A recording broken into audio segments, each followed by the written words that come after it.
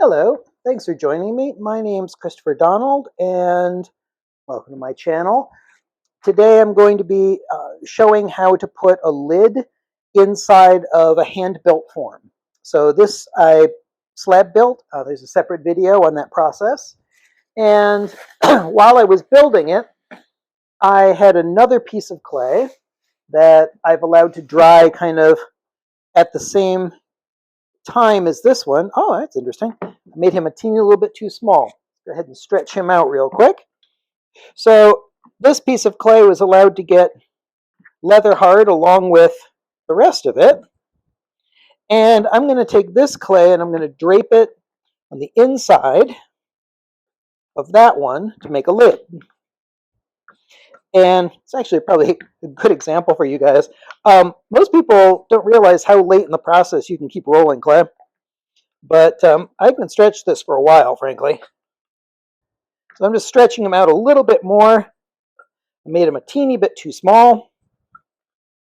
Got a little extra material there, so no problem. Now I'll take this. There we go, perfect. And all I'm going to do is take this piece, and actually let me just compress the slab a little bit. It's going to be harder to clean it up once it's been draped into its final shape. So I'm going to do that right now while it's flat. It's really easy to do. So let me just get this compressed and smoothed down a little. If I find any air bubbles, now's the time to get rid of them. Sometimes you'll have little ones. Air bubbles, especially small ones, aren't going to be a bad thing. You don't have to worry about them too much, but I was trained to get rid of them, and it's actually kind of a hard thing to shake. Even if I know they're not going to do anything, I'll still take them out. There we go. Nice and smooth on that side, nice and compressed. Now I'm going to take and make sure that this is overlapping the rim of your piece on all sides. And then all I'm going to do is just tamp this in. And this is basically a version of free draping. So I'm using the piece itself to make its own lid. And by doing this, it will also leave marks on the underside that it will kind of dig into the piece that I'm shaping here. And those marks will show me where to trim it after it dries. Using a soft rubber rib, this is a Michael Sherrill, a red Sherrill rib, which I think works really good for kind of blending down like this.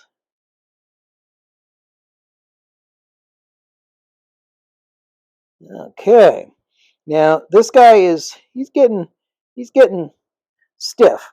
So what we're going to do is I'm going to pop this off now, and you'll see it left a perfect mark all the way around for where it fits on the inside of the rim. So I'm going to let that dry while we do a little bit of work on this. Since this is getting dry fast, I want to kind of get it to a point where I put the flanges on and it's ready for me to fit the lid. So I'm adding a little bit of water to this. It's been drying a lot, and don't mind that too much, but I also want to make sure that it doesn't dry so much that I can't easily add a flange to it. Okay, so a tool you might like for this, oh, there it is, sitting in the jar where I last put it. These are really nice tools, these calipers.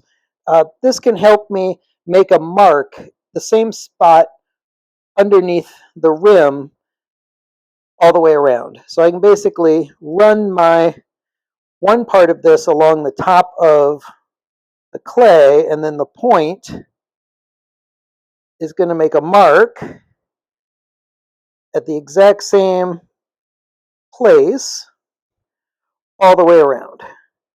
You can use a compass for this, draftsman tools, whatever you'd like. It's actually a woodworking one. There we go. So I've made a mark all the way around. That's where I want to put my flange. And I'm actually going to score under that mark, supporting the wall as I score it. This is pretty stiff, but you don't want to knock it off of being accurate at this point in the game. And I'm going to score, and then I'm going to add some water, and then I'm going to score it again.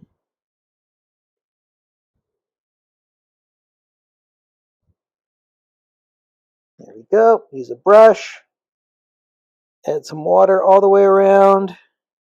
And I may need to score this again before I put the coil in place if it dries out. Like I said, this is pretty, it's getting pretty dry. So I'm going to be really careful to maintain that height from the rim as I'm scoring and not drift upwards so that I'll have a nice, even flange. That's the plan. All right, grab a little bit of clay. There we go. When I'm rolling coils, I like to kind of squeeze the clay and get that coil started by squeezing it. In a way, this is basically compressing the coil. Then I can start rolling. When you're rolling a coil, you're doing it in like a W formation, keeping your fingers spread out really wide. This is probably going to be longer than I need. Go. And I'm aiming for about a 1/4-inch coil. No particular reason. 1/4-inch generally to me is about the minimum and the maximum that I think works fine on a piece this size. So you could make it smaller if you want, make it bigger if you want. Then try and make it consistent, nice and even. Okay, then I'm going to score the coil. And then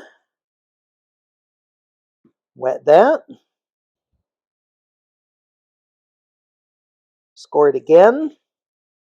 Now I'm not concerned about the coil. I'm concerned about this late leather hard piece I'm adding this wet coil to. So I want to make sure that it's a wet enough connection that I can add this and it's not going to dry out immediately while I'm trying to get it all compressed and put into place. The other thing is that when this is all done, I'm wrapping this thing up. If I let this dry quickly, it is going to come apart. Absolutely. Like guaranteed. So if I'm putting a wet clay coil in the inside of something which is late leather hard, and I want to make sure that I wrap this in a plastic bag overnight after I've done it, then the piece will absorb. It'll only dry by the drier clay absorbing the moisture from the wetter clay, and it won't dry ambiently from the outside air. I'm going to overlap these two coils here and then cut through both of them at a 45-degree angle. And it'll let me join them right up. And I just need to score where the two are joined at the end. Okay, so I'm going to go around and I'm actually pinching these two ends to bring them together a little bit, right where that connection is. This gives me a little bit of extra. All right, then I'm going to basically be compressing what is currently a U shape or like a half round, and I'm going to compress it so that it's more of an inverted V. So it's got a bit more of a point at the end. And as I'm compressing it, I'm trying to make it so that it lines up, the top of it lines up with that line that I drew around it. And I'm really just trying to get this thing connected really well. If I press evenly and do this consistently as I work my way around, I'll have a lot less to clean up, which is a nice thing. All right, the second time I go around, I'm going to be thinking more about pushing the clay into the wall and filling that gap. There'll be a little bit of a gap between the coil and the wall because this piece I put on here was round and the wall is flat, and they don't push right up against each other the first time around perfectly easily. Do it in a couple passes. Don't try and do it in one pass. There's a reason to do it in more than one pass. Try to do everything all at once. Often, you're not going to get good results. Let this start getting connected well before you put that much more extra force on it. There we go. Now I've got a flange, goes all the way around, should be pretty much even if I followed that line that I drew on there. I now want to use a wooden tool. He goes over to his container full of tools again. Okay. Neither of these are what I was looking for. Basically, what I want is a slightly rounded square dowel that I can just kind of push into the corner here and work my way around. This will work. It's just a stick. But so I just want something that I can kind of guide into that corner a little. Just compress that. There we go. If you have the right shaped tool, it should save you a lot of effort. So often I'll take a minute. I'm not going to do it for the video, but I'll just take a minute and I'll just go and grind it or sand it and just make it the right cross section. And I usually have at least one or two of these in my toolbox, but probably lent it to somebody. I'll make another one at some point. There we go. Not too bad. Now, this inner part here, this is a little cattywampus looking, a little bit wavy, doesn't really fit perfectly. It's too soft. Right now, if I start trying to clean that up, I'm just asking for trouble. So I'm not going to bother doing that. As far as this top edge, I do want to clean that a little. I'm going to use the Surform to take the very hard edge off that's on the outside. So I'm not pressing hard. I just want to do that really lightly. Then I'll take a Cheryl red rib and go over that hard or softened down hard edge, that outer corner, and smooth that down a bit. And then I can continue that motion onto the top of the wall and kind of get that blended and cleaned up. I'm not going to clean the inside here because I'm afraid of knocking that, and it's still too soft for me to do much with it. So I'll leave this part until later. I will also not be trimming this until it's a little bit stiffer. He's a little bit too soft to trim, so I can set this aside to set up. And I'm going to wrap this up.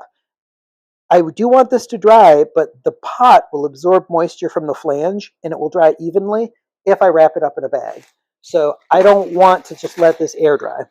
I'm going to control this a little bit.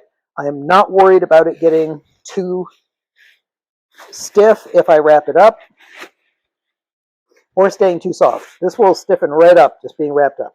So I'll keep this out, let that air dry for a little bit, keep this wrapped up, and we'll be back in a few minutes and finish it up.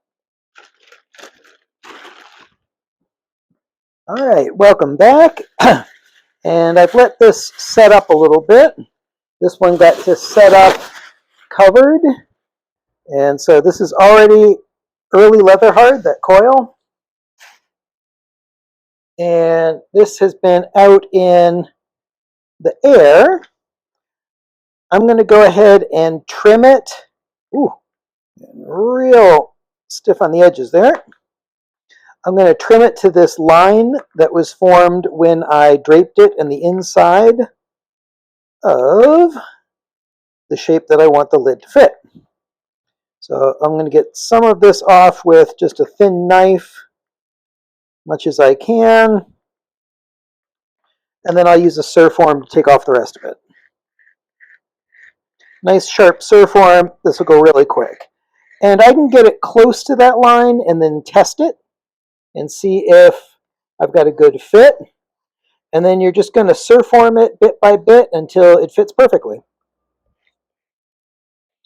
All right, let's just do this real fast here. Now, depending on how symmetrical you're able to make your piece, this you'll need to be a little bit more careful as you get towards the end. If it's not perfectly symmetrical, then the line might be slightly off of where it needs to be because it'll be flipped over.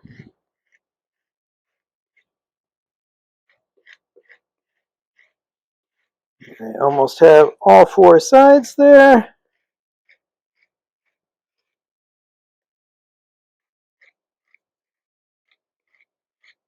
There we go. Now I can check this for fit. And what I recommend is you find out, there we go. Usually there's a direction where you're pretty close. Try one more rotation. Yeah, I'd say that's probably going to be it right there. When you find it, here's a tip for you. Make a dot on the lid and a dot on the rim. So that's lining these ones up. So that way I know that it fits in one specific orientation.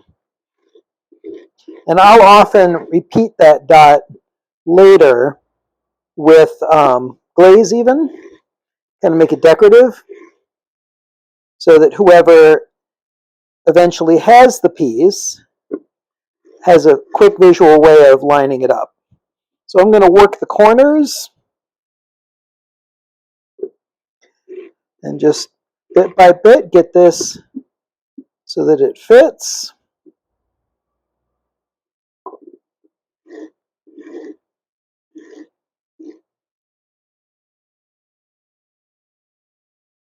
There we go. And just work my way around.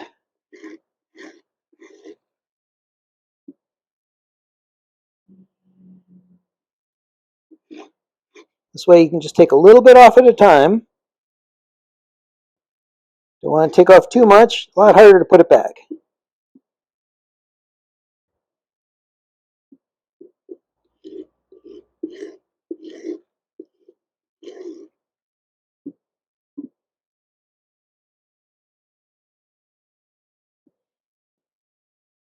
Let's see, just have a little bit right here.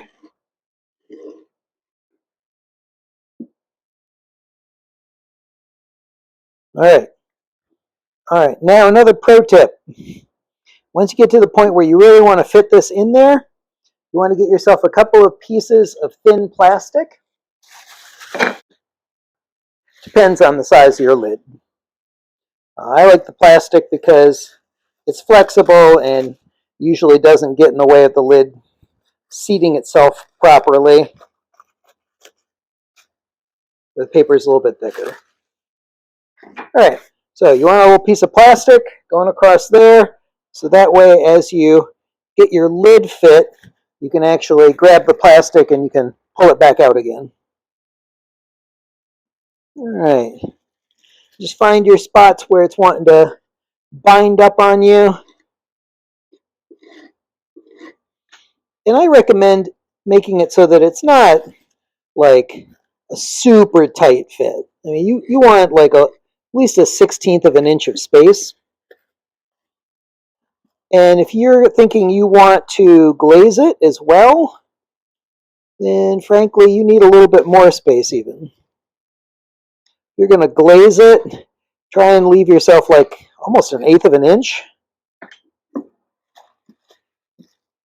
Now I made the flange 1/4 of an inch, so I know I have a little bit of space so that this lid doesn't have to push right up against the edges of the wall to keep it from falling in.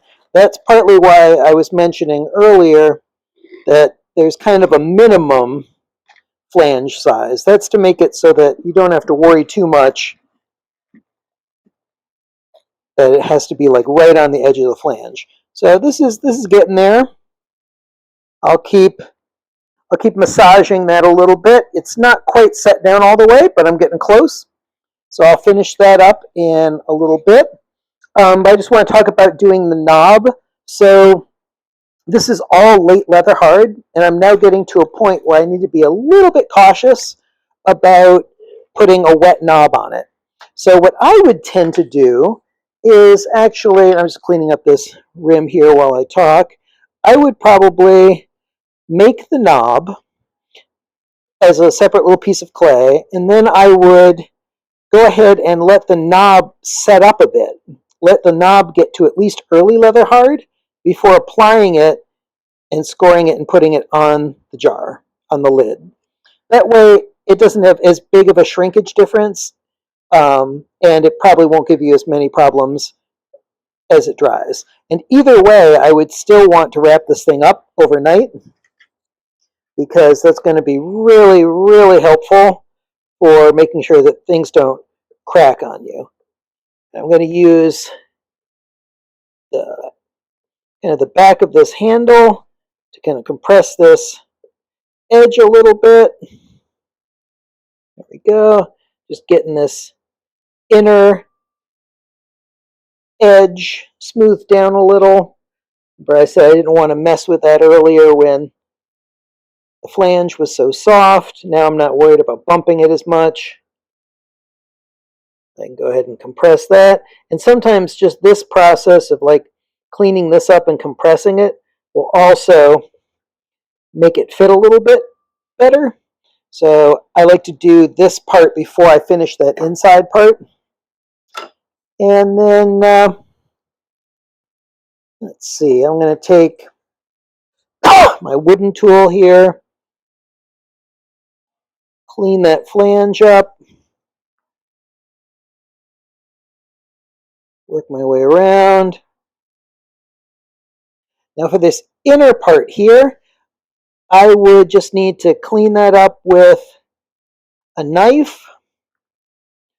It's hard to get a surf arm in there. This one's, he's small enough that I don't know if I can really get a surf arm inside there. Bigger casseroles, I can just get a surf arm inside and I can just clean that up. This is not going to be as easy. I could try and clean it more like this, and that might get me part of the way. Get just the worst high points off. It's actually working pretty good, frankly. Actually, bad at all. And then once I've got that, I can take a little bit of scrap clay and load up my sponge. And I'll just take my sponge and just clean up this inner flange edge. The sponge is going to let me kind of make a little cradle shape with my fingers. And I can just kind of work that around, and I should be able to clean that up really nice, really quick. There we go. Okay. Oh, and now's the time for me to get into the bottom there and clean that up as well. A small square piece of wood, even this frankly will work.